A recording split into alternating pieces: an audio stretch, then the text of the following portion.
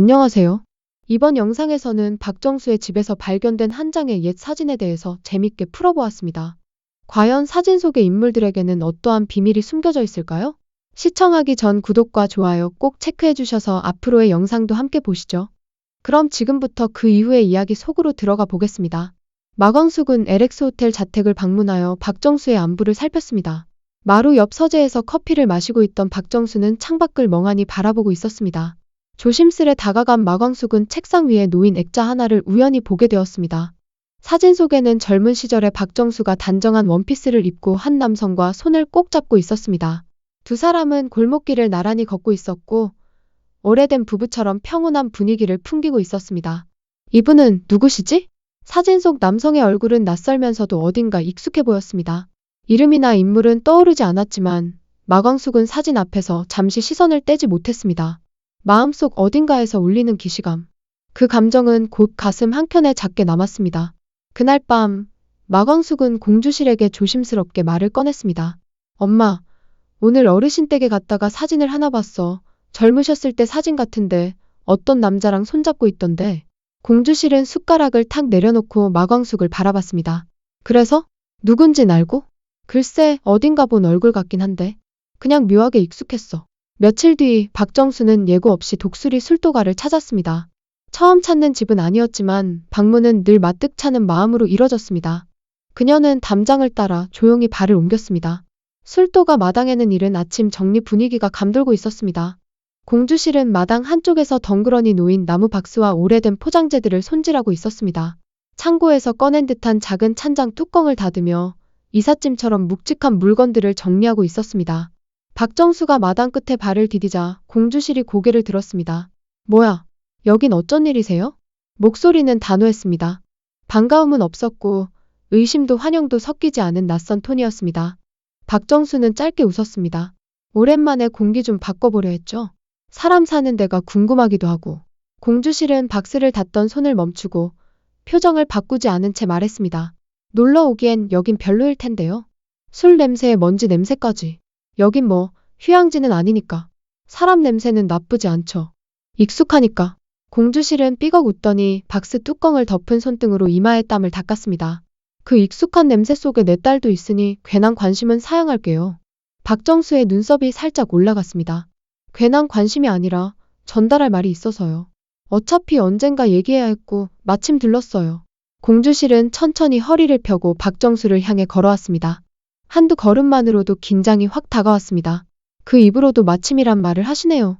말끝에 얇게 번지는 어조의 공주실의 눈빛이 단단해졌습니다. 두 사람 사이엔 오래된 감정의 균열이 또 한 겹 덧대진 듯했습니다. 그 순간 공장 쪽에서 고자동이 박스를 들고 나오다 박정수와 마주쳤습니다. 걸음을 멈춘 고자동은 그 자리에 굳어섰고 박정수 역시 입술을 떨며 고개를 들었습니다. 박정수? 고자동의 목소리는 믿기지 않는 듯 떨렸습니다. 그는 두 눈을 크게 뜨고 한참 동안 그녀를 바라보았습니다. 박정수는 말없이 고개를 끄덕였습니다. 고자동은 잠시 뒤 박스를 내려놓고 조심스레 다가와 속삭이듯 말했습니다. 정수야, 지금까지 죽은 줄로만 알았는데. 그의 목소리는 눌러 삼킨 울음처럼 갈라졌습니다. 박정수는 조용히 고개를 떨구었습니다. 나도 죽은 것처럼 살았어요. 마당 한가운데 두 사람은 그 자리에서 한동안 말을 잇지 못했습니다. 멀리서 지켜보던 공주실의 손놀림이 멎었습니다. 그녀의 눈은 얼어붙은 듯 두 사람에게 박혀 있었습니다. 잠시 후 고자동이 조용히 말했습니다. 이쪽으로 잠깐. 박정수는 고개를 끄덕였습니다. 두 사람은 말없이 공장 뒤편의 작업실로 향했습니다. 낡은 나무문이 열리고 고요한 공간 안으로 두 사람이 들어섰습니다. 작업실 내부는 손때에 묻은 술통 조각과 도구들로 가득했고 창문을 통해 들어온 햇살이 먼지를 부드럽게 비추고 있었습니다. 여기 내가 있는 곳이야. 아침부터 저녁까지 매일같이. 고자동은 천천히 입을 열었습니다. 당신이 떠난 뒤 나는 아무 말도 하지 않았어. 대신 손을 움직였어. 말이 없으면 괜찮을 줄 알았거든. 박정수는 벤치에 앉았습니다. 그리고 작은 목소리로 말했습니다. 죄송해요. 당신한테 그 어떤 말도 남기지 않고 떠난 게 지금도 마음에 남아있어요. 고자동은 그를 바라보다 고개를 끄덕였습니다. 박정수는 떨리는 손으로 무릎을 감싸 안았습니다. 살아있는 날 중 하루도 당신을 떠올리지 않은 날이 없었어요. 고자동은 말없이 벽에 기대섰습니다. 햇살이 그의 얼굴에 걸쳤고 그의 입술이 아주 작게 떨렸습니다. 지금이라도 당신이 살아있다는 게 기적처럼 느껴져. 두 사람은 더 이상 말을 하지 않았습니다. 작업실 안에 흐르는 공기는 묵직했고 그 안에 담긴 감정은 오랜 시간 묵혀있던 침묵의 무게였습니다. 며칠이 지나고 박정수는 다시 독수리 술도가를 찾았습니다. 그날은 비가 내린 다음 날이었고 술도가의 공기엔 흙냄새와 물기 섞인 나무 냄새가 맴돌았습니다. 고자동은 작업장 앞에서 나무 조각을 정리하고 있었고 박정수는 천천히 다가갔습니다.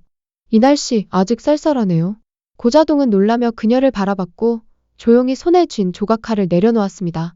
박정수는 고개를 끄덕이며 천천히 말했습니다. 그날 이후 계속 생각했어요. 우리 둘 다 너무 오랫동안 멈춰 있었구나 하고요. 고자동은 입을 다물었습니다. 박정수는 한 발 다가서며 조용히 말을 이어갔습니다. 당신과 나 다시 시작할 수 있을까요? 다른 곳에서 다른 삶으로? 미국으로 함께 가요. 아무도 우리를 모르고 우리도 누구를 마주하지 않아도 되는 곳에서? 이 대화를 나누는 동안 마당 끝에 있던 공주실은 공장 쪽 담장 뒤에 조용히 서 있었습니다. 일부러 소리를 내지 않고 두 사람의 목소리를 가만히 듣고 있었습니다. 눈빛은 불안했고 손은 무릎에 꼭 쥐고 있었습니다. 고자동은 한참 동안 그녀를 바라보다 고개를 돌렸습니다. 창밖에 나무가 흔들리고 있었습니다. 미안해. 난 여기를 떠날 수 없어. 그의 말은 단호하지 않았지만 깊은 무게가 담겨 있었습니다. 이 술도가가 내 전부고 여기에 내가 있어. 지금껏 나를 붙잡고 있었던 것도 이곳이고. 박정수는 고개를 숙였습니다. 눈가가 촉촉해졌지만 억지로 미소를 지었습니다. 그래요.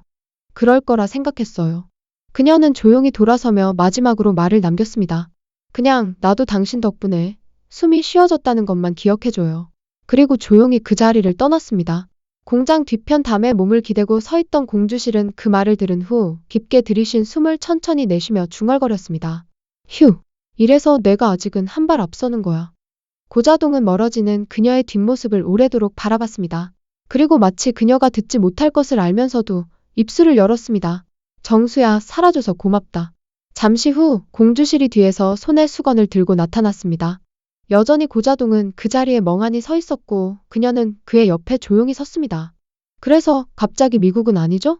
고자동은 고개를 돌려 공주실을 보고 작게 웃었습니다. 아니에요. 어디 멀리 떠날 생각 없어요. 공주실은 수건으로 그의 목덜미를 툭툭 닦아주며 말했습니다. 다행이네. 당신 떠나면 이 집 뒷마당 풀 누구랑 같이 뽑겠어요? 고자동은 피식 웃으며 고개를 숙였습니다. 미세스 공, 진짜 그런 걱정한 거예요? 공주실은 팔짱을 끼고 말했습니다. 그럼요. 나는 실속 있는 사람이잖아요. 감정은 둘째고 일꾼부터 챙겨야지.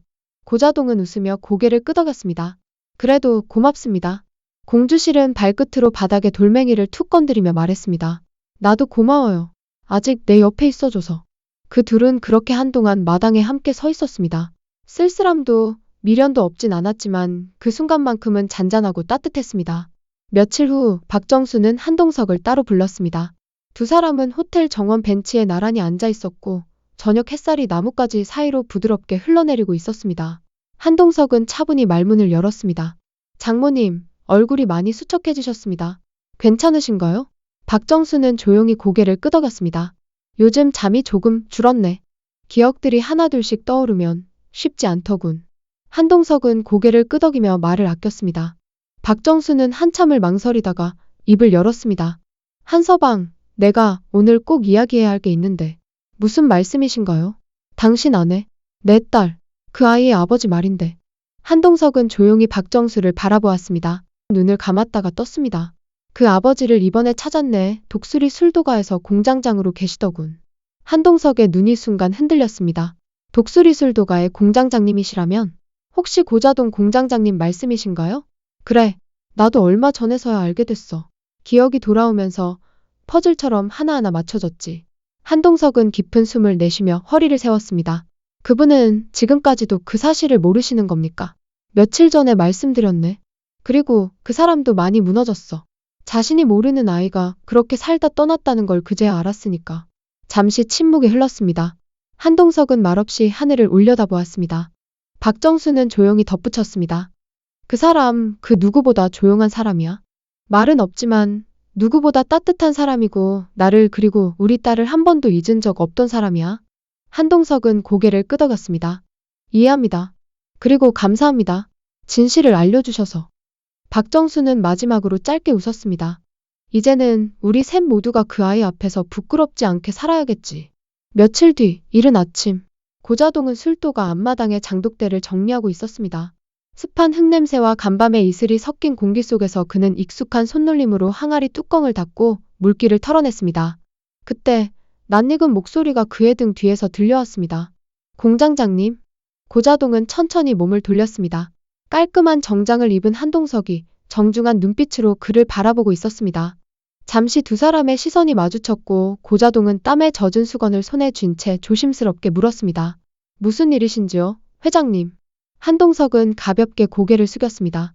먼저 인사를 드리러 왔습니다. 장모님으로부터 이야기를 들었습니다. 제 아내의 아버님이셨다는 사실을 이제 알았습니다. 고자동의 눈이 조금 흔들렸습니다. 그는 수건을 내려놓으며 말을 이었습니다. 그 아이를 직접 보진 못했습니다.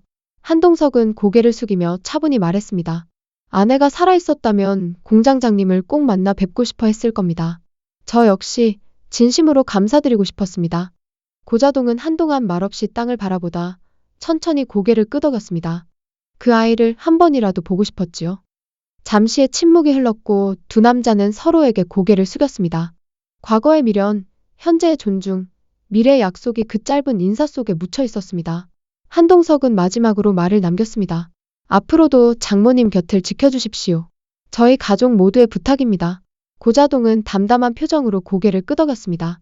네, 끝까지 그럴 생각입니다. 그리고 두 사람은 조용히 악수를 나눴습니다. 말은 많지 않았지만 그 손끝에는 한 생의 무게가 담겨 있었습니다. 지금까지 영상을 시청해주셔서 정말 감사합니다. 재밌게 보셨다면 꼭 구독과 좋아요를 눌러주셔서 다음 영상도 절대 놓치지 마세요.